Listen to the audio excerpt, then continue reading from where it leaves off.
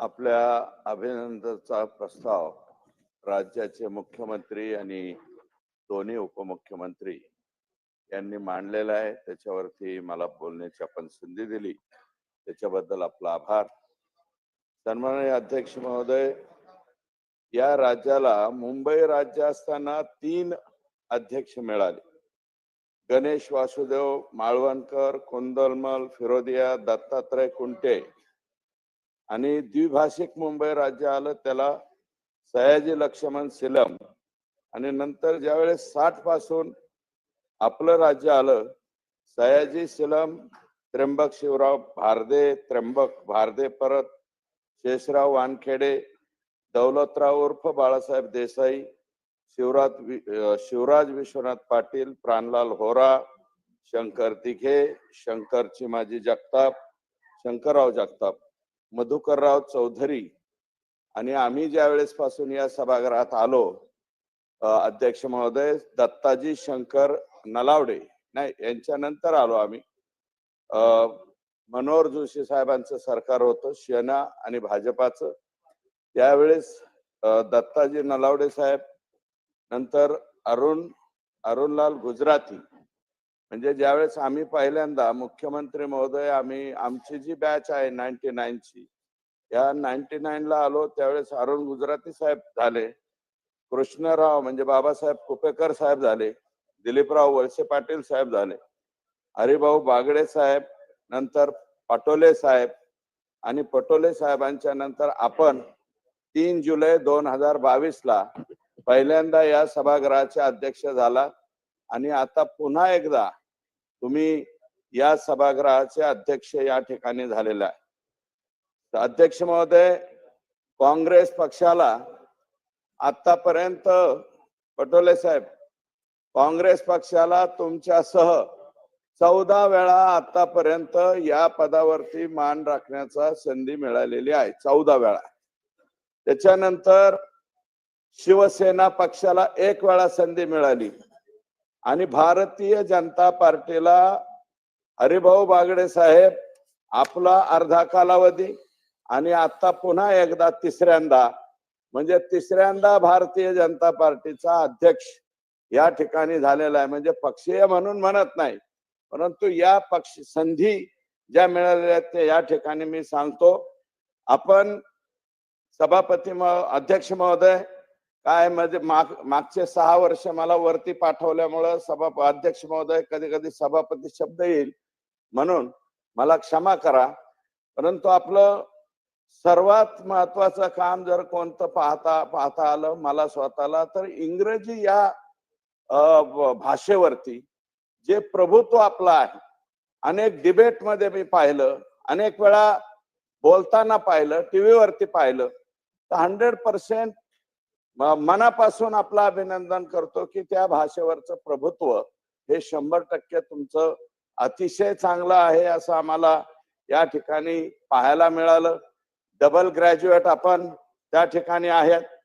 आणि मध्ये थोडंसं वाईट वाटलं होतं सभापती महोदय, आमच्या पक्षाच्या वतीनं लोकसभेला आपण जाता का काय अशी शंका निर्माण झाली, कारण तुम्ही मोटरसायकल वरती फिरताना सुद्धा आम्ही त्या ठिकाणी पाहिलं.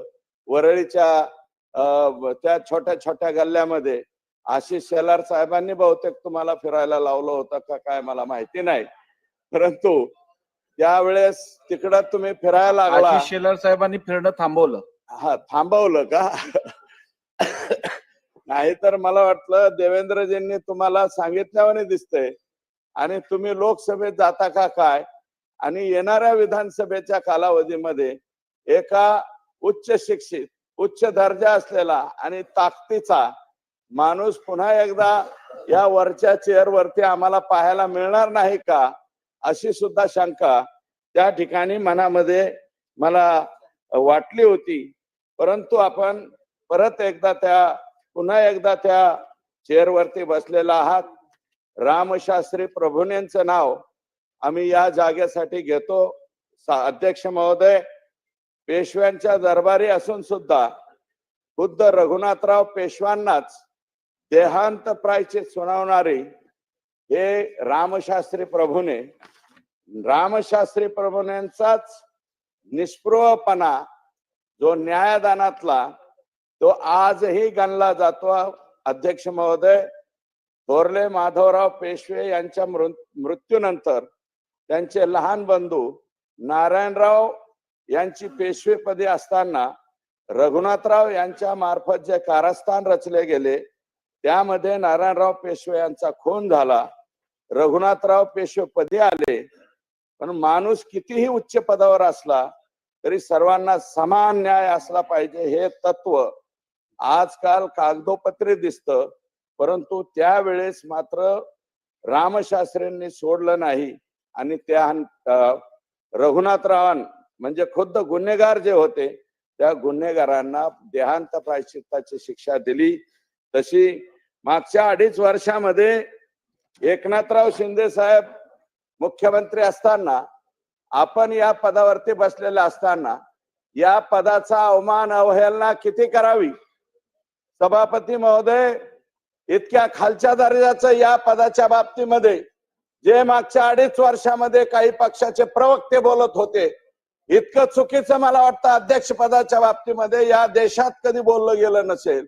पण तरीही सकाळी 9 वाजल्यापासून संध्याकाळी 10 वाजेपर्यंत जे प्रवक्ते काही येतात, आता मुख्यमंत्री माजी मुख्यमंत्री आणि आत्ताचे उपमुख्यमंत्री म्हणाले विश्व प्रवक्ते वगैरे, पण हे प्रवक्ते येऊन कोणत्या पदावरती कोणत्या पदाला नावं ठेवावं याचं सुद्धा भान गेल्या 2.5 वर्षामध्ये ठेवलं गेलं नाही. अध्यक्ष महोदय, अशी चुकीची पद्धतीची अतिशय खालच्या दर्जाची काही पक्षाच्या प्रमुखांची वक्तव्य तुमच्याबद्दल ऐकली त्यावेळेस खूप वाईट वाटलं मनाला की अरे बाबा, तुम्ही आमच्या आत्ताच्या मुख्यमंत्र्यांना काय बोलायचं ते बोललात, दोन्ही उपमुख्यमंत्र्यांना काय बोलायचं ते बोललात, परंतु जे पद अतिशय महत्वाचं आहे, क्रमांक 1चं पद आहे या विधानसभेमध्ये, त्याच्यावरती सुद्धा इतक्या खालच्या दर्जावरती जे लोक बोललेले, जे पक्ष प्रमुख बोललेले, जे विश्व काय म्हणतात ते सकाळ सकाळ बोलणारे,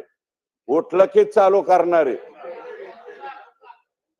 भुंगा, सुबह का भुंगा, दुपार का भुंगा, संध्याकाळ का भुंगा, हे जे लोक बोललेले यांनी किमान समाजाची माफी मागितली पाहिजे, या महाराष्ट्राची माफी मागली पाहिजे, 13 कोटी जनतेची माफी मागितली पाहिजे. अध्यक्ष महोदय, अशा पद्धतीचे चुकीचे वक्तव्य या लोकांनी त्या ठिकाणी केलेले. आणि अध्यक्ष महोदय, राज्याचे मुख्यमंत्री बोलले, जयंतराव पाटील साहेब त्या बाबतीत बोलले, मला वाटतं अजितदादा सुद्धा बोलले. खरोखर या सभागृहाची गरिमा फार उंच आहे हो. अध्यक्ष महोदय, आम्ही 99 पासून या सभागृहामध्ये आलो, कामकाज पाहतो, परंतु दिवसेंदिवस कामकाजाचा दर्जा अति स्पीडचा आणि खालच्या दर्जाचा चाललाय. या सभागृहामध्ये अध्यक्ष महोदय बिलावरती बोललं गेलं पाहिजे, कधी कधी बिल 3 मिनिटात पास होतात. आणि या सभागृहात काय चाललंय तर लक्षवेधी, 1 लक्षवेधी 45 मिनिटं, 1 लक्षवेधी 1.5 तास. अरे हे काय चाललंय. आणि ज्या सदस्यांनी लक्षवेधी मांडलेली त्यालाच बोलू द्या ना. एक सदस्य लक्षवेधी टाकतो आणि त्याच्यावर 15 जण वर हात करतात आणि ते 15 जण सगळ्या सभागृहाचे लक्षवेधी करून बसतात आणि मग पुढच्या छोट्या छोट्या लोकांना न्याय मिळत नाही. अध्यक्ष महोदय, आमची विनंती आहे की या बाबतीत आपण लक्ष त्या ठिकाणी घातलं पाहिजे. अध्यक्ष महोदय, तुम्ही सभागृहाचं फार चांगलं सुशोभीकरण केले, कारण बाहेरच्या देशाचे लोक सुद्धा आपल्या इथे येतात. आमच्या राज्याच्या मुख्यमंत्र्यांचं चेंबर कसं आहे, आमच्या राज्याच्या अध्यक्षाचं चेंबर कसं आहे, हे बाहेरचा माणूस आलेला सुद्धा बघून मला वाटतं आता खुश होत असेल की बाहेरचं कोणी जपानचं शिष्टमंडळ येऊ द्या, अमेरिकेचे येऊ द्या, कारण हे विधानमंडळ पाहायला सगळ्या जगातली लोक येतात, स्वतः वरती बसून पाहतात, अध्यक्षाकडे पाहतात. त्यावेळेस आमचा दर्जा काय, माझा महाराष्ट्र किती मोठा आहे हे दिसलं पाहिजे. म्हणून जे सुधारणा आपण करतायत खरोखर सुंदर आहेत. परंतु अध्यक्ष महोदय, काल मी स्वतः सही करायला गेलो होतो काही ठिकाणी जिथं आम्हाला आमदार म्हणून बॅचेस घ्यायचे, हे घ्यायचे, तिथं गेल्यावर मला पाणी सुद्धा मिळालं नाही. मी म्हणलं पाणी आणा. पळत पळत जाऊन कोणीतरी पाणी आणलं. अध्यक्ष महोदय, मस्ती नावाची बाटली होती, मस्ती. मी त्याला म्हणलं हे कुठं हे झाली, कोणत्या चेंबर मध्ये आणली? मस्ती नावाची बाटली पाण्याची जर आमच्या विधानमंडळात येत असेल तर ते मला वाटतं चांगलं नाही. आली तर तुम्हाला कायद्यानं तर बाटली पाण्याचीच दिली पाहिजे, म्हणजे काचेचीच बाटली दिली पाहिजे. कारण आपण कायदा केलाय, या परिसरामध्ये प्लास्टिकची बॉटल आणता येणार नाही हे मला माहिती आहे. परंतु त्याच्यावरती सुद्धा इथं काय येत आणि काय नाही याच्यावरती सुद्धा आपलं लक्ष असलं पाहिजे. अशा प्रकारची माझी विनंती आहे. आणि अध्यक्ष महोदय, मंत्र्यांनी अनेक वेळा मी पाहिलंय गेल्या 5 वर्षामध्ये मंत्रीच वेळेवर हजर राहत नाही. मंत्र्यांना बेल वाजवावं लागते. मंत्री येण्यासाठी 10 मिनिटं सभागृह हे करावं लागतंय. हे दुर्दैव अध्यक्ष महोदय. त्या मंत्र्यांनी अगोदरच येऊन इथं थांबलं पाहिजे अर्धा तास 15 मिनिट. आणि जर ही बाहेरची गर्दी कमी केली, कुणी यावे आणि कुठेही जावे, कोणालाही पास मिळतोय अध्यक्ष महोदय, कोणालाही पास मिळतोय इथं आत यायला. हे दुर्दैव आहे. त्याच्यावरती आपण लक्ष घाला. अशा प्रकारची वेळ या ठिकाणी आहे. आणि सभापती महोदय, एकनाथराव शिंदे साहेब बोलले, त्याचा राग आला मला वाटतं काँग्रेस पक्षाला, की 2 वेळा डॉक्टर बाबासाहेब आंबेडकरांना तुम्ही पराभव केलं. निस्ता पराभव नाही केला, जे नंतर पश्चिम बंगाल मधली जागा दिली तो भाग बांगलादेश मध्ये दिला. आता बांगलादेश आहे, पूर्वीचा पाकिस्तान. तो मतदारसंघच बांगलादेशला घालून टाकला काँग्रेस पक्षाने. तुम्ही काय बाबासाहेबांच्या संविधानाबद्दल बोलता? तुम्हाला अधिकार नाही काँग्रेस पक्षाला. तुम्ही वाटोळं करून टाकलंय बाबासाहेबांचं. आणि बाबासाहेबांचा संविधान बदलणार म्हणून नरेटिव्ह घेऊन येतात आणि आम्हाला त्या ठिकाणी पराभूत करतात. अध्यक्ष महोदय, यांनी बोलण्याचा सुद्धा काँग्रेस, अरे 1975 ला तर संविधानाचा चुराडा केला ना तुम्ही, काय केलंय? अध्यक्ष महोदय 2 मिनिट मला बोलू द्या. अध्यक्ष महोदय, या ठिकाणी अध्यक्ष थांबा ना. तुम्हाला अधिकार नाहीये, त्यांना अधिकार आहे. त्यांनी मला बसवलं तर बसेल. बसून बोलणारा कोण आहे? अध्यक्ष महोदय, या ठिकाणी आता सांगितलं, नाना भाऊ बोलले, माझं काय म्हणणं नाही. किती मताने आलं काय आलं हा विषय नाही. शेवटी या सभागृहामध्ये माणूस येतो. पण नाना भाऊ, मी माझ्या विधानसभेच्या भाषणात म्हणलो होतो अंडर 100 मूवी येईल. मतदानाच्या दिवशी खरोखर एका ह्याच्यावरती मी म्हणलं अंडर 75 येईल. पण आई शपथ मला माहित नव्हतं अंडर 50 येईल. बर का? एसटी महामंडळाच्या एसटी मध्ये 53 जागा आहेत सीट. तुमचं 49 आत आहे मला वाटतं, तिन्ही विपक्ष. आता इतक्या खाली आल्यावर जरा शांत राहा ना. आपल्या गावाकडच्या पारावर 2 हऱ्या नाऱ्या बसलेल्या. धन्यवाद अध्यक्ष महोदय, शेवट करतो. हऱ्या नाऱ्या बसलेल्या असतात सभा अध्यक्ष महोदय. तर ते हऱ्या नाऱ्या एखाद्या गरीबाचं लेकरू चाललं की ते म्हणतात अरे या लेकराचं काय होईल? मग ते लेकरं ऑटोमॅटिक मोठे होतात. मोठे झाल्यावर म्हणतात ह्या मुलीचं लग्नच कसं काय होईल? पुढे त्या मुलीचं बिचारीचं लग्न होतं. लग्न करून ती मुलगी जर परत गावात येती जाती म्हणतात आमच्याकडं. पुन्हा गावात आली की म्हणते तिचं लग्न झालं पण आता हिला पोरबाळ होतील का? 2-3 वर्षांनी तिला मूलबाळ होतं. पुन्हा मुलगा घेऊन येते. मुलगा घेऊन चालल्यावर ते परत म्हणते आला एकच मुलगा झाला आता दुसरा होईल का? काही दिवसांनी तिला दुसराही मुलगा होतो. ती पुन्हा माघारी येते. आणि ते लहान मुलं चाललेले असल्यावर ते पारावरचे हरणाऱ्या म्हणते या दोन्ही मुलांचं आता कसं काय होईल? अशी अवस्था हे काँग्रेस, राष्ट्रवादी काँग्रेस आणि हे शिवसेना यांचे झालेले अध्यक्ष महोदय.